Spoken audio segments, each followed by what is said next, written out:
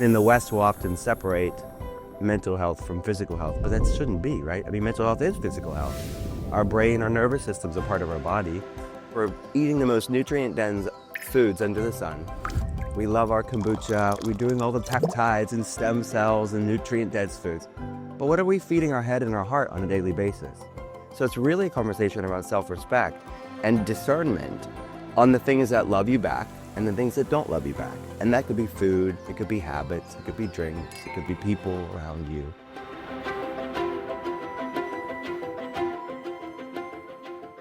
Dr. Will Cole, it's a pleasure to have you here. Thanks for having me. So I was looking through your book, Gut Feelings. Yes. There's so many interesting things, but I looked at the back of the book, and the one thing that just caught my eye was that you said you can't heal a body you hate. What do you mean by that?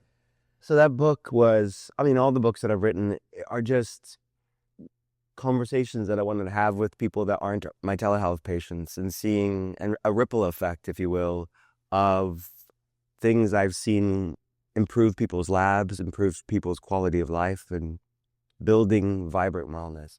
That whole book is about the intersection between mental health and physical health. And it's bidirectional. And physical health, underlying gut issues, environmental toxins, nutrient deficiencies, hormonal imbalances, things that we can measure directly it will impact people's mental health, right? And in the West, we'll often separate mental health from physical health, but that shouldn't be, right? I mean, mental health is physical health. Our brain, our nervous system's a part of our body, just as much as anything else is. But then conversely, we have to deal with the mental, emotional, spiritual things as well. Things like chronic stress, unresolved trauma, shame, rage, self-loathing, and hatred towards other people. Those things are stored in the body just as much as an environmental toxin. And I see people, especially within the health, biohacking world, they get all the physiological stuff right? But what happens if we're eating the most nutrient-dense foods under the sun? We love our kombucha. We're doing all the peptides and stem cells and nutrient-dense foods. But what are we feeding our head and our heart on a daily basis? These things matter. They're food, they're information for our biochemistry, just like anything else is. So that book gave me an opportunity to really write about the research around, like every telehealth patient fill out what's called an ACE questionnaire, ACE score, adverse childhood experiences, and it looks at very heavy things like physical abuse growing up, sexual abuse growing up, neglect growing up, substance abuse in the home, your parents' relationship. The higher your ACE score, the more likely you're to have autoimmune problems, metabolic problems, fertility issues, and of course, mental health issues. So that's just the beginning of it, but we then need to talk about your life as an adult too. I mean, what have you gone through? So I see people all the time kind of stuck in that frenetic fight or flight. They're doing all the wellness things as a form of almost self-punishment and frenetic doing. And that's not good for healing, right? It's really not good for healing at all. So it's an important part of my work, I guess. Yeah. So when people come to you, again, you said like physiological markers, we can like measure them in the lab, but the mental, spiritual aspects might be a little more difficult. How do you talk with someone to kind of like tease that out and figure out where they're at? It's a good question. Well, you'll see the indirect manifestation of somebody's mental, emotional, spiritual health in their labs, right? I mean, a dysregulated neuroimmunoendocrine axis, that intersection between the nervous system, the immune system, in the form of inflammation. Inflammation's a manifestation of the immune system, and the endocrine system, someone's hormones. If you look at nervous system health on the lab, gut health on the lab, you look at inflammation levels on the lab, you look at hormonal imbalances on the lab, you have to, like my job is to look at both the physiological and the psychological, both the gut and the feelings, and the bidirectional crosstalk between the two. So indirectly on the mental, emotional, spiritual things, you'll see inflammation levels high, you'll see hormonal imbalances showing up on biomarkers. But those questionnaires and conversations in a health history really are giving the context to these proverbial check engine lights that we're seeing on the lab. So is it an environmental toxin? Is it some sort of virus, bacteria, parasite, some biotoxin that's impacting inflammation or nervous system dysregulation. It could be, and we want to rule that out. But then also we can't ignore that sort of information, what's their relationships like? What's their work environment like? What was their past like? And it's just conversations, really. Health history gets the things that the labs can't get or brings context to those snapshots in time, those labs. Mm-hmm, mm-hmm. So you have a term, shameflammation. Yeah. Can you explain that for me? And I made up that word. So normally when people ask me about it, they like, how do you even pronounce it? I wonder the same thing. You said it right. Right? Okay. Which is rare. Normally people are like shameflation. Right. I feel like it's some economic term. But shameflammation is just an intersection, or it's really my made up word to explain the research of how do things like shame and things that cause shame, like unresolved trauma and chronic stress. So past trauma that's living in their body, right? There's a lot of shame around that. But then chronic stress, we overlook that. And somebody is not having healthy margins in their life. They really have a lot of overwhelm in their life and burnout. They are not showing up as the best version of themselves. They're eating foods that don't love them back. They're stress eating. They're snapping at their loved ones. There's a lot of there's a shameflammation spiral that a lot of people can have, but it's my way of describing how does shame impact inflammation? How does shame, things that cause shame, impact our biochemistry and dysregulate our body?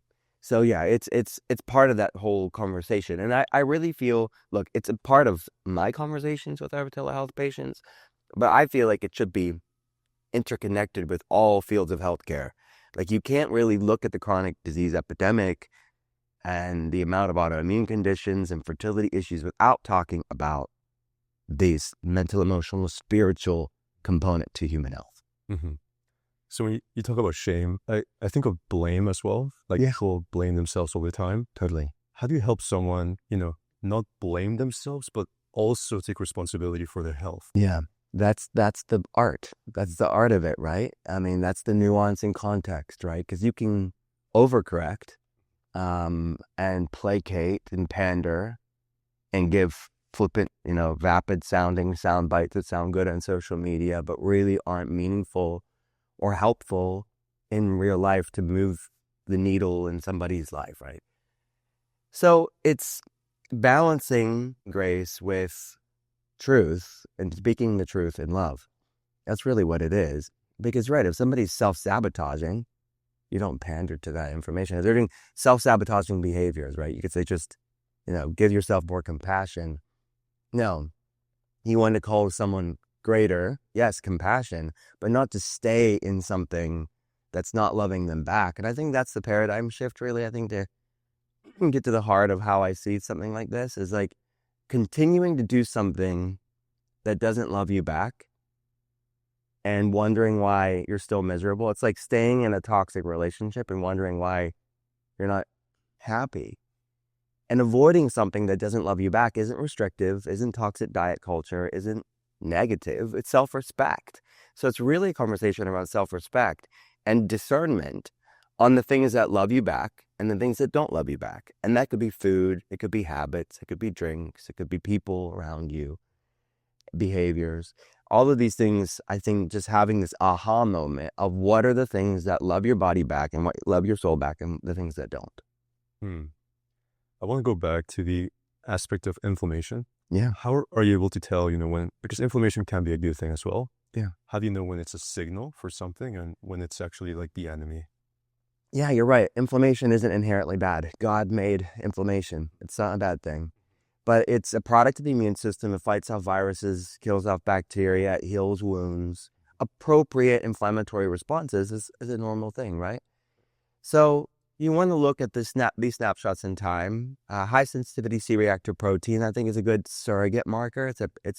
It's a good proxy for other states of inflammation and different interleukins, a different inflammatory marker. So it's one way to look, and we want it to be in the optimal range. But to your point, if somebody has a flu, or fighting off a virus, whenever they got that HSCRP test. Is that really bad? You want that to come up then. You're going to see HSCRP come up whenever someone's fighting something off. You just don't want it chronically elevated. So it's chronic inflammation, not acute inflammation. That is that proverbial forest fire that, okay, there's no virus, there's no active viral infection. They're not fighting off a cold or flu. But that HSCRP is staying elevated for months on end. Right. That is not okay. That is a dysregulation or breaking of that Goldilocks principle, homeostasis. Not too high, not too low, but just right. So yeah, we have conversations and they say, the patients will say, yeah, I had a sore throat, or I was fighting something off, and it's never been high. That inflammation marker was never high any other time. Okay, and that's not a big deal. It's supposed to be like that. Let's retest and see where it's at. But yeah, the context, I think, is important around the tests, and that's where, again, conversations happen. But then the bigger question for me is, like, what is causing that, right? I mean, because inflammation is not inherently bad, and it's the commonality between just about every health problem under the sun, but commonality doesn't tell you, well, what's causing it. So I think that's the bigger question for me, of like looking at these upstream root issues of what's causing these chronic inflammatory problems in the first place. So what are those issues that you notice? There's both physiological and psychological components to it, but I would say, and we can't ignore this, right? I mean, there's 50 million, it's an estimated 50 million Americans have an autoimmune disease, millions more obviously around the world, hundreds of millions of people, and hundreds of millions of people who are somewhere on this autoimmune inflammation spectrum. I see this, and let's just not say autoimmune, but mental health issues, metabolic issues, fertility issues, those are all inflammatory. And I see all these issues through the lens of like an ancestral mismatch. I think that's the best way that I think it explains why we're seeing it like never before. Yes, part of it's greater awareness, but no one's going to say, well, it's just because we understand it more. More people are struggling with poor health in Western societies. So researchers estimate that our genetics haven't changed in thousands of years, but and our world has changed dramatically in such a finite period of time. So it's the foods we're eating and the foods we're not eating. It's chronic stress, it's unresolved trauma, it's environmental toxins, it's biotoxins like bacteria, viruses, and molds and parasites.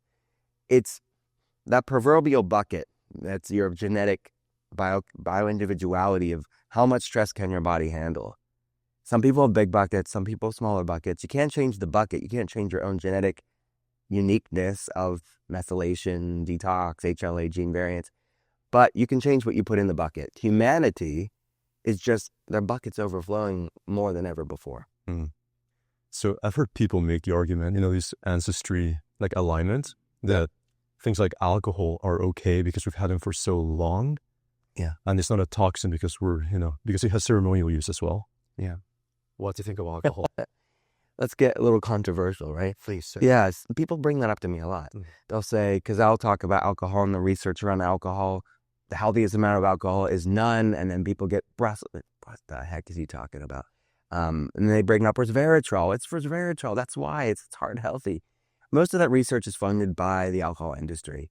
And look, yes, there's some redemptive quality to resveratrol and alcohol, but it's not. You can have resveratrol without a neurotoxin involved. So by all means, I love the research around resveratrol, but is that really an argument to involve it with alcohol? I don't think that if you compare the pros and cons, for most people, the cons are going to outweigh the pros. The grandma conversation, the ancestor conversation, my grandma lived until she was 99, 102, and she drank every day. We don't live in the world that grandma lived in. So yeah, you're right. Your grandma had more wiggle room. Her bucket probably had more wiggle room. We don't have that. Most of us don't have that resilience because it's not just the alcohol. It's not just the neurotoxin. It's the forever chemicals. It's the microplastics. It's the heavy metals. It's the herbicides. It's the pesticides. It's technology and all the EMFs. It's all of that stuff. So yes, if we went back to 1922, maybe we could have that wine, no problem. This is a new age in many different ways, and I think the alcohol conversation is part of it. It's stressing an already stressed out immune system. It's stressing an already stressed out nervous system. So something's got to give, and it's not so easy to just say, well, I won't come into any contact with forever chemicals anymore. We live in a modern world. But what do we have agency over? Okay, we cannot have that drink on a consistent basis. That's not loving us back. Back to our earlier comment, if it's loving you back truly and you're not just gaslighting or telling yourself something that you want to hear, if you're really having an honest conversation and it's loving you back, then no shame. Godspeed. And maybe you have a healthy relationship emotionally with alcohol. Maybe you have a physical and it's okay. Your body can handle that stressor. Because there is an argument for like the hormetic effect. Like if you're drinking a small amount occasionally, you could probably make the argument that is alcohol in these micro doses a hormetic effect on the body. I acknowledge that. I think that there's something to that. But most people, it's too much hormesis on a consistent basis. And it's just, they're just completely not wanting to see. And these are the dark corners of wellness, because people will do all the wellness stuff and they're drinking on a daily basis. And I just need to tell them, just stop drinking, giving them the permission to do it. And their life transforms. It's not always that easy, but sometimes it is for the healthy, otherwise healthy person. So you speak about intuition as well. You have a book on intuition and intuitive fasting and the gut feeling. How does intuition play into health? Because I could also make the argument, oh, I just feel like alcohol is good for me. So how can we distinguish subjective feelings of health with objective metrics of health? Yeah, I love these questions. This is really good. So I get into in the book because, is it intuition or is it self-sabotage? Is it intuition or hangriness? Is it intuition or hormonal imbalances? Is it intuition or unresolved trauma in the body, right? I mean, there's definitely a distinction. So the conversation I have in intuitive fasting is really about building metabolic flexibility. So depending on the study that you cite, it's upwards of, like a UNC report says, upwards of 93% of the United States is metabolically inflexible or metabolically rigid. They're on this blood sugar roller coaster. So it's showing up on labs as high triglycerides above 100, HDL below 59. There's high inflammation markers, high insulin, fasting insulin, high glucose, high A1C, even subclinical, even just outside of the optimal range. They're somewhere on that insulin resistance spectrum. And they are really dysregulated. Their blood sugar's all over the place. And this is a leading cause of heart disease in the United States. 1 in 2 people will have this. This is a lot of people. So, and it can show up not just with cardiometabolic, classic symptoms. It can show up as infertility. I mean, PCOS, polycystic ovarian syndrome, is a leading cause of infertility in women. It could show up as mental health issues, insulin resistance in the brain. It can show up as neurodegenerative issues. Alzheimer's is called type 3 diabetes for this reasons. It could show up as many different problems. It's gasoline on other health issues, insulin resistance is. So my point being here is that when you have metabolic inflexibility, when you're hangry, you're wired and tired, anxious and exhausted, it's really going to be difficult to have discernment on what loves you back and what doesn't. Because you're not hearing that still small voice of the knowing that this loves me back, this doesn't. And then on top of that, we're so dysregulated with all the constant FOMO-inducing content and the distraction and numbing that social media and consumerism has for us. So we are disillusioned. There's a lot of fog around people's even clarity on the things that love them back and what doesn't.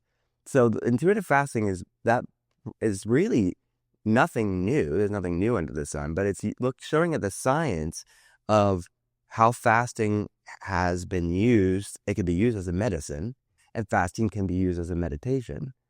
And how all of our ancestors, no matter where they came from, pretty much all used fasting as a medicine and meditation. And even the fathers of modern medicine, Hippocrates, used fasting. Paracelsus, the father of toxicology, he was known as a Martin Luther of medicine. He was reforming medicine at the time, and in the 14th, 15th century. And he called fasting the physician within, which I think is a beautiful way of putting it. So yes, we have to build metabolic flexibility and then have a sort of mindfulness practice. And you can use fasting as a way to do that, to calm that noise, calm that dysregulation, and then have clarity that you will know. But no, I haven't seen this not be true for anybody. You will know at that point that alcohol does not love you back. You won't be fooling yourself because you feel so good. You will never want to have something that dims your light. You won't. because you've created this resilience, you've created this clarity, you've gained a bright light in your life, that anything that's going to dim that light is like a bad trade-off. So it's not this, I can't have this alcohol, or I can't have this food that doesn't love me back. It's that, no, I love feeling great more than I want something that doesn't love me back. So that's really what I'm talking about in that book. Okay. I'm really curious about other modes of healing. And I've been thinking about Chinese medicine. And it's really interesting that the Chinese character of medicine has a Chinese character of music inside of it. Because they thought that music could heal the body through harmony. You know, Pythagoras thought the same thing, the harmony of the cosmos with the body. Yeah. And I heard that you went to watch Xunyun, the show, the classical Chinese dance performance. And they also have a performance of the Erhu where they're showing the music and how it can heal you. I'm wondering if you can comment on the show and also maybe give me some comments on how music can harmonize the body. Yeah. Oh, it's powerful. I think what they're doing is amazing.